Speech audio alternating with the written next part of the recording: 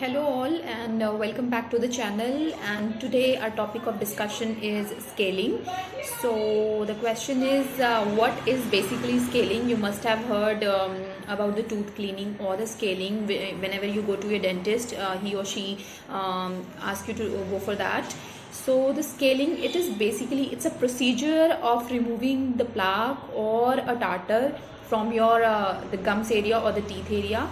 And this procedure of removing plaque or tartar, it can be below your gum line or it can be above your gum line. It's called supragingival and subgingival scaling, basically, in our terms. So the second question which comes in mind is scaling really important? Yes, it is very important procedure. It's basically a routine procedure which everyone, as I told you in my last video, one should go for scaling or teeth cleaning once every year. Once in every year, instead of going, if you're not going for once in 6 months, then at least you should go for once in a year. So the importance of scaling is it protects your gum from various diseases like gingivitis and periodontitis. Gingivitis happens when there is inflammation or the swelling or the redness in your gum area.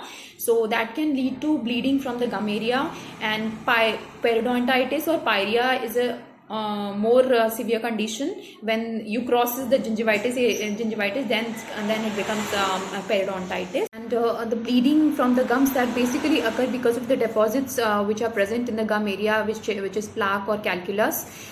So that's why scaling is done. Now the third question is scaling safe? Most of most of the patient ask from us, is it really safe? Yes, it is 100% safe. It is just a routine procedure which everyone should go for it. And now the question is, does it lighten your teeth? Most of us just want a whiter teeth. So basically scaling, there's a difference between scaling and bleaching. Bleaching is basically whitening of the teeth, and scaling is basically cleaning your all the plaques and tartars. But yes, to some extent, if there is any staining present on your teeth, and if the person is a gutka chewer or a tobacco chewer, there are some stains that can be removed from the scaling, and yes, you can get some shade lighter teeth after scaling. So now the question is what to do and what not to do after scaling.